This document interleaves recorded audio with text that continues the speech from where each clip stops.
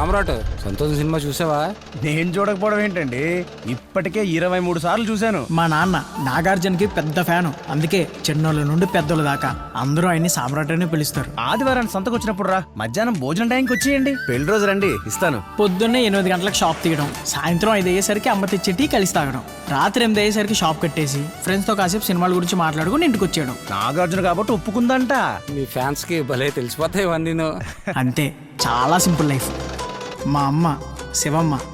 రేయ్, కాలు కడుక్కోకుండా ఇంట్లోకి రావద్దని ఎన్నిసార్లు చెప్పాలి? కోపం వచ్చినా ప్రేమ వచ్చినా మా మీదే. మేము ముగ్గురం తప్ప వేరే ప్రపంచమే తెలీదు. నా పెద్ద కొడుకు ఒకటి, నా చిన్న కొడుకు ఒకటి కొంటారు. నీ చిన్న కొడుకు మీద నాకు డౌటే. నువ్వు అబద్ధాలు చెప్పకు, ఆడపిల్లలు పుడతారు. అందుకేనేంటి నీకు 3 ఆడపిల్లలు పుట్టారు. మా శామ్ గడుకున్న ఎటకారానికి ఎప్పుడు ఆడికి తాపులు పడుతూనే ఉంటాయి. ఇదే మా ఫ్యామిలీ.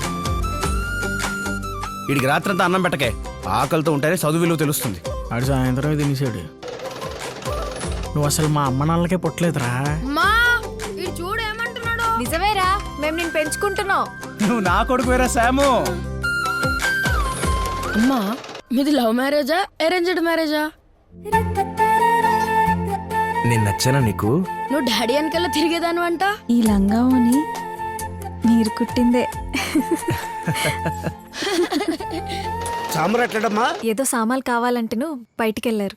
సంవత్సరం అయిపోతుంది. ఎప్పుడు కొడతాడో తెలీదు, ఇస్తాడో తెలీదు. ఏయ్, షాప్ చూసుకోవే.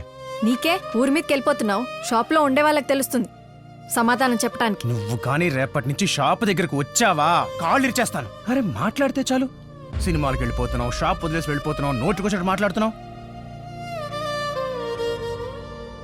ఇంట్లో కాడదాన్ని నా కోసం ఎవరూ ఆలోచించటం లేదు. మొగుడు అలాంటోడే, పిల్లలు అలాంటోలే.